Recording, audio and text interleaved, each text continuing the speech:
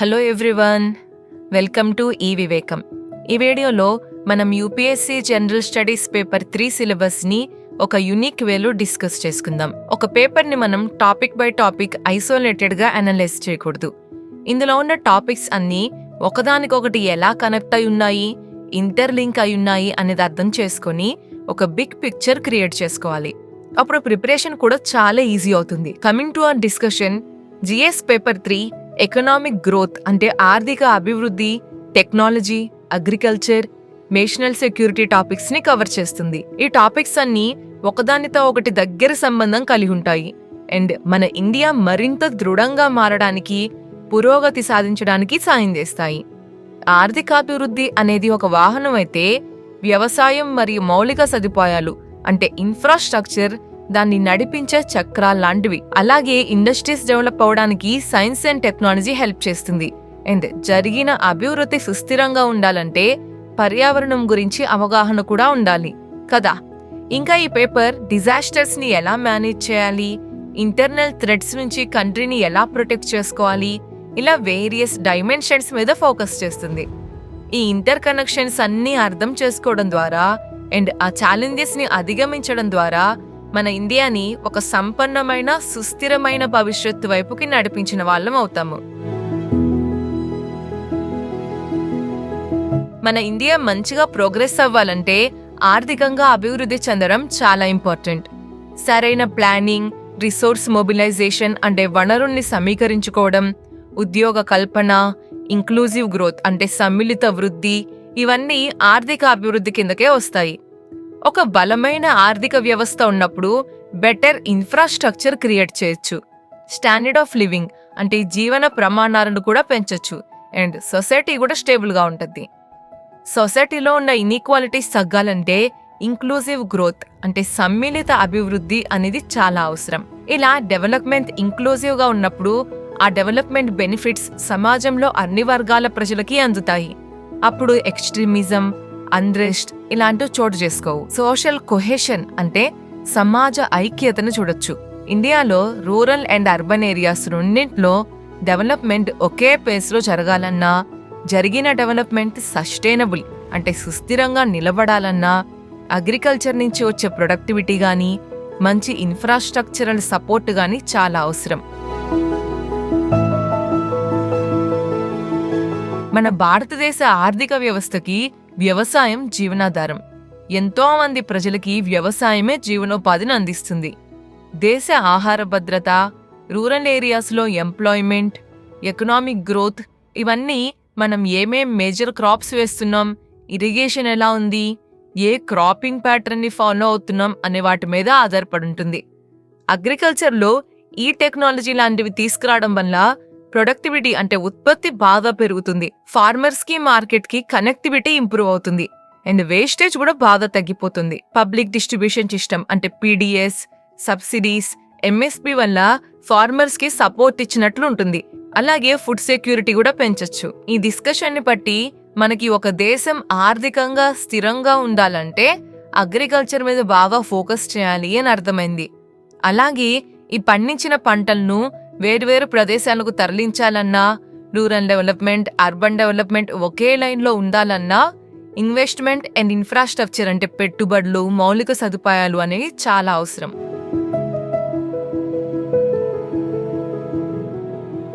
Rural and urban ఏరియాస్లో ఒకే level of development ఉండాలన్నా, వాటి మధ్య ప్రాపర్ కనెక్టివిటీ ఉండాలన్నా ఇండియాలో ఇన్ఫ్రాస్ట్రక్చర్ సరిగ్గా ఉండాలి.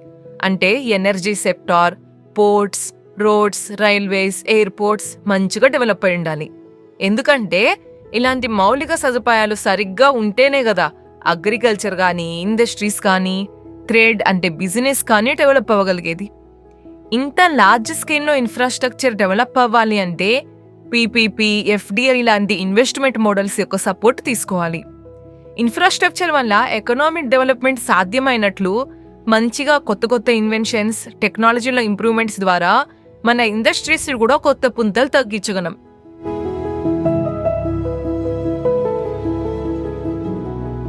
ప్రొడక్టివిటీ అంటే ఉత్పాదకత పెంచాలన్నా, సర్వీసెస్ ని ప్రాపర్ గా డెలివర్ చేయాలన్నా, ఎకానమీని బూస్ట్ చేయాలన్నా సైన్స్ అండ్ టెక్నాలజీలో కొత్త కొత్త ఆవిష్కరణలు జరగాలి. ఇన్ఫర్మేషన్ టెక్నాలజీ అంటే IT, space, biotechnology, robotics, nano technology, వీటిల్లో జరిగే డెవలప్మెంట్స్ అగ్రికల్చర్, హెల్త్, ఇండస్ట్రీస్ ఇలా అన్ని సెక్టార్స్కి బెనిఫిట్ అవుతాయి. డిఫెన్స్, స్పేస్ అండ్ కొన్ని క్రిటికల్ ఇండస్ట్రీస్కి సంబంధించిన టెక్నాలజీస్ అవి మనమే సొంతంగా డెవలప్ చేసుకుంటే డెవలప్డ్ కంట్రీస్ మీద ఆధారపడనక్కర్లేదు. ఇంకా ఐపీఆర్ అంటే మేధో సంపత్తి హక్కులని కాపాడడం ద్వారా రీసెర్చ్ అండ్ డెవలప్మెంట్ని ఎంకరేజ్ చేసిన వాళ్ళం అవుతాము. టెక్నాలజీ విషయాల్లో ముందుండడానికి, సరైన కాంపిటీషన్ ఇవ్వడానికి ఈ ఐపీఆర్ అనేది చాలా అవసరం. కానీ ఈ టెక్నాలజీస్, ఇండస్ట్రీస్ వల్ల పర్యావరణానికి చాలా హాని కలుగుతుంది. సో డెవలప్మెంట్ మీ ఎన్వైరన్మెంట్తో బ్యాలెన్స్ చేయాల్సిన అవసరం ఎంతైనా ఉంది.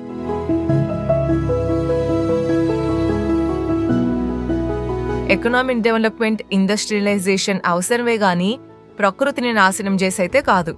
సో డెవలప్మెంట్తో పాటు ఎన్విరాన్మెంట్ని కూడా బ్యాలెన్స్ చేస్తే లాంగ్ టర్మ్ ప్రోగ్రెస్ సాధ్యమవుతుంది. మన అడవులని, నదులని, జీవ వైవిధ్యాన్ని వీటన్నిటినీ కాపాడుకోవాలంటే పొల్యూషన్ కంట్రోల్ యాక్ట్స్ తీసుకురావాలి. అండ్ సైమల్టేనియస్గా ఎన్వైరన్మెంట్ ఇంపాక్ట్ అసెస్మెంట్ లాంటి ప్రొసీజర్స్ని ఫాలో అవ్వాలి.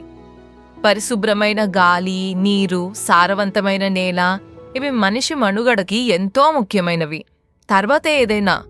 సో మనకున్న ఎకోసిస్టమ్స్ని కాపాడుకుంటూ ఏ డెవలప్మెంట్ అయినా చేసుకోవాలి. క్లైమేట్ చేంజ్ వల్ల వస్తున్న మార్పులను, వాటి వల్ల పెరుగుతున్న విపత్తులను అంటే డిజాస్టర్స్ని, వాటి వల్ల వచ్చే ఎఫెక్ట్స్ని తగ్గించాలంటే డిజాస్టర్ మేనేజ్మెంట్ చాలా అవసరం.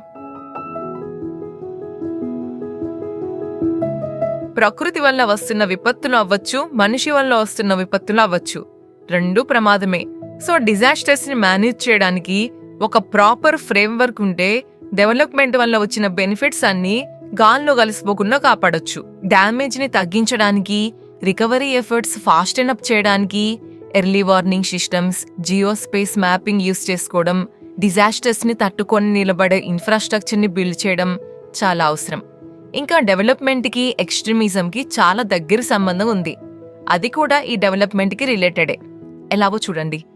ఏ ప్లేసెస్లో అయితే రిసోర్సెస్ ప్రాపర్గా ఉండవో, ఎకనామిక్ ఆపర్చునిటీస్ ఉండవో ఆ ప్లేసెస్ చాలా అన్స్టేబుల్గా ఉంటాయి. అలాంటి ప్లేసెస్లో ఉండే ప్రజలే మోస్ట్లీ నక్సలిజం, మావోయిజం అని ఇలా ఎక్స్ట్రీమ్స్కి వెళ్తారు. సో సొసైటీ స్టేబుల్గా ఉండాలన్నా, ఇలా ఎక్స్ట్రీమిజం తగ్గాలన్నా డెవలప్మెంట్ అనేది అన్ని ప్లేసెస్లో ఈక్వల్గా ఉండేటట్లు చూసుకోవాలి. వచ్చిన డిజాస్టర్ని ప్రాపర్గా మేనేజ్ చేయగలగడం తెలిస్తే జరిగిన డెవలప్మెంట్ మట్టిలో కలిసిపోకుండా కాపాడొచ్చు. సో అలాగే ఇంటర్నల్గా కంట్రీ స్టేబుల్గా ఉంటే ఎకనామిక్ గ్రోత్కి కానీ, నేషనల్ సెక్యూరిటీకి కానీ చాలా హెల్ప్ అవుతుంది.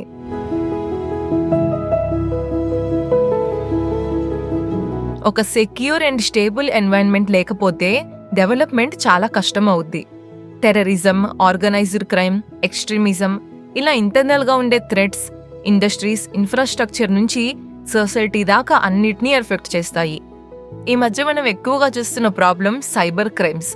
కమ్యూనికేషన్ నెట్వర్క్స్ మీద, డిజిటల్ ప్లాట్ఫామ్స్ మీద చేస్తున్న అటాక్స్ వల్ల పబ్లిక్ అండ్ ప్రైవేట్ రెండు సెక్టార్స్ చాలా ఎఫెక్ట్ అవుతున్నాయి. సో సైబర్ సెక్యూరిటీ మీద ఫోకస్ చేయాల్సిన అవసరం ఎంతైనా ఉంది. ఇంకా మీడియా, సోషల్ నెట్వర్కింగ్ సైట్స్ ఇవన్నీ రెండు వైపులా పదునున్న కత్తి లాంటివి. ఒక పక్క పీపుల్ మధ్య ఇంటరాక్షన్స్ పెంచుతూనే ఇంకో పక్క ఫేక్ ఇన్ఫర్మేషన్, రాడికలైజేషన్ ద్వారా సొసైటీని అన్స్టేబుల్ చేస్తున్నాయి. Most of the internal threats కి ఎక్స్టర్నల్ గా కూడా కనెక్షన్ ఉంటుంది. సో ప్రాపర్ బార్డర్ సెక్యూరిటీ ఉండేలా చూసుకోవడం, ఇంటర్నేషనల్ రిలేషన్స్ ని మెరుగుపరచుకోవడం ద్వారా నేషనల్ ఇంటెగ్రిటీ అంటే జాతీయ సమగ్రతను కాపాడే వాళ్ళం అవుతాము.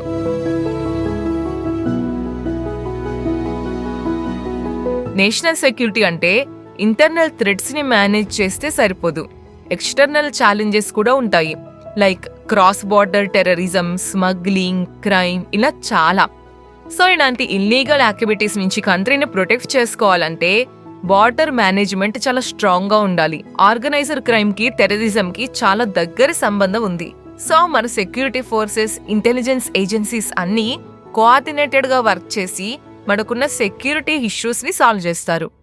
అండ్ ఆర్మీ, పారామిలిటరీ ఏజెన్సీ వాళ్ళు బార్డర్స్ ని ప్రొటెక్ట్ చేస్తూ ఉంటారు. మన ఇన్ఫ్రాస్ట్రక్చర్ ని, డెవలప్మెంట్ ప్రాజెక్ట్స్ ని ప్రొటెక్ట్ చేసుకుంటూ సైమల్టేనియస్ గా ఎకనామిక్ గ్రోత్ జరగాలి అంటే proper security measures, strong defence systems ఉండాలి. సో జిఎస్ పేపర్ 3లో ఉన్న topics like economic development, agriculture, technology, infrastructure, environment, security, disaster management ఇవన్నీ చాలా డీప్గా ఒకదానికొకటి ఇంటర్లింక్ అయి ఉన్నాయి.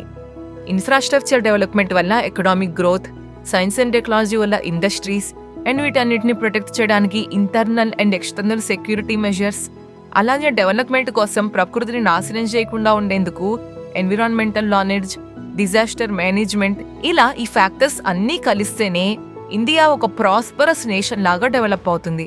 వచ్చిన సవాళ్ళని ఎదుర్కొంటూ ఆపర్చునిటీస్ని అందిపుచ్చుకుంటూ అభివృద్ధి చెందుతున్న దేశం నుంచి అభివృద్ధి చెందిన దేశంగా మారే అవకాశం ఉంది. సో ఐ హోప్ ఈ సిలబస్ బ్రేక్ డౌన్ వీడియో మీకు హెల్ప్ అయింది అనుకుంటున్నాను. ఇదే ప్యాటర్న్ లో మీరు మీ మెయిన్స్ ప్రిపరేషన్ ని హోలిస్టిక్ వేలో కవర్ చేయాలి అనుకుంటే ఫీల్ ఫ్రీ టు కాంటాక్ట్ ఈ వివేకం. డీటెయిల్స్ అవి డిస్క్రిప్షన్ లో ఇచ్చాం. Thank you.